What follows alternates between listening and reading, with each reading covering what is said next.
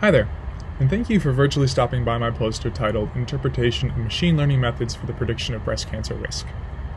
My name is Klie, and I'm a PhD student at the University of California, San Diego, and today I want to take about 5 minutes of your time to tell you a little bit more about genetic risk estimation in cancer using interpretable machine learning methods. Now, early detection of cancer is a key, if not the key, to reducing its global widespread prevalence, and risk estimation based on genetics represents really the earliest measurable contribution to cancer risk.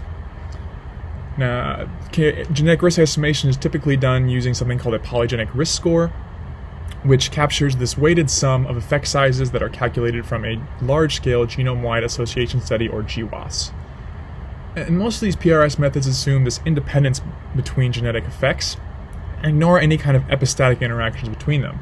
So we therefore sought to determine whether the machine learning classifiers, some of which that could incorporate these nonlinear epistatic interactions, could improve PRS in breast cancer. We also wanted to explore interpretation of these methods to potentially identify new risk variants or new risk mechanisms in breast cancer. And to do this, we started off by identifying a large breast cancer cohort of over 60,000 individuals from the DRIVE consortium, most of which are of European ancestry, along with a independent validation cohort from the UK Biobank of just under 20,000 individuals, also mostly of European ancestry. And in total, we ended up benchmarking 7 different risk prediction methods, 2 classical additive ones, precise and LD-PRED, 2 linear machine learning methods, logistic regression, support vector machines, and 3 nonlinear machine learning methods, random forests, and both multitask and single-task neural networks. We performed a relatively standard 80-20 training validation split and tuned our hyperparameters for our model using the area under the receiver operating characteristic curve, or AUC, and this tree-structured Parsen estimator sampler from the Optuna package to do, as the aforementioned, hyperparameter optimization. We also used GWAS summary statistics to do some feature selection to bring down the dimensionality of our input from a large-scale meta-analysis of breast cancer genetic associations. Finally, we performed feature importance score calculation using the following methodologies for each one of our models, basically to get how each SNP contributed to the prediction made by the model. Now, when we look at performance on our training, our validation, and test sets, starting with the validation, we observed this increase in AUC and average precision as we relaxed this feature selection p-value threshold for all methods except for the random forest, and that's sort of identified by these bar charts here. This trend did not hold for the test set, however, as precise, LD-PRED, and random forest were really the only ones that remained relatively consistent across different thresholds, and the neural networks, logistic regression, and support vector machines performed worse at these extremes.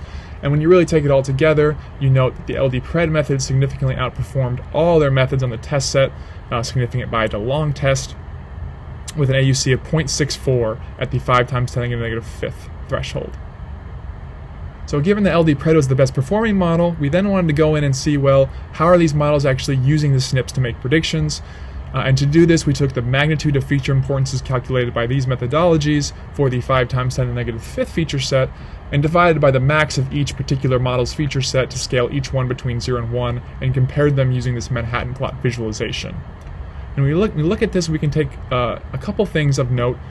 First of all, the logistic regression and the LD-PRED methods were the sparsest ones, meaning that the fewest SNPs and loci were showing up as the most important. It's worth noting that the log-reg used an L1 regularization here, and these were among the best performing models, indicating that it's very important to remove these noisy correlated SNPs when doing PRS.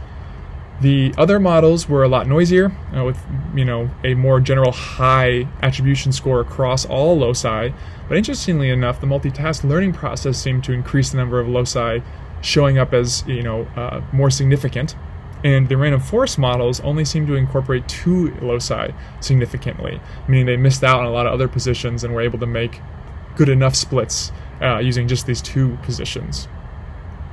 We also wanted to look a little bit closer at the neural network interpretation methods, since they've been relatively unexplored in this field. And we first compared a very vanilla gradient-based attribution method against GWAS beta values and noted that we saw this very nice positive correlation in both direction and magnitude. between those beta values and the saliency map or the gradient-based interpretation scores, suggesting that these methods can be used and are viable for these neural networks. We also tested 5 other interpretation methods that can generally be split into 3 different categories. First, the aforementioned gradient-based ones, which backpropagate the output signal back to the inputs. Perturbation-based methodologies, which are basically to ablate or change the inputs and see how that changes the outputs. And then reference-based, which are very similar to the gradient ones, but utilize this reference or baseline input as a way to avoid saturating gradients. And we compared the overall global feature scores for all these different methods. We noted that we saw the highest concordance between those of the same type, and that for all methods, they tended to select the very low minor allele frequency SNPs as the most important. So, in summary, we benchmarked 7 different methods for a polygenic risk scoring or PRS scoring using 2 large independent cohorts, including both classical PRS methods and linear and nonlinear machine learning methods. Consistent with previous studies, we noted greater predictive capability upon inclusion of more loci, but no performance gain when we included this nonlinearity or epistatic interactions. LD-PRED was the overall best performing model, and when we looked at the feature importances, we saw that it's much more sparse than the other ones, which is kind of the idea of this model, and that actually seemed to lead to improved performance and generalizability. And then finally, these neural network interpretation methods deserve more time, as the choice of the method, the example that you give the method, and the reference all are important considerations, and we see basically right now that our methodology currently seems to favor these low frequency features. So that's all that I have time to tell you about today. Thank you again so much for stopping by my poster. Have a great rest of your day and enjoy the rest of ISMB.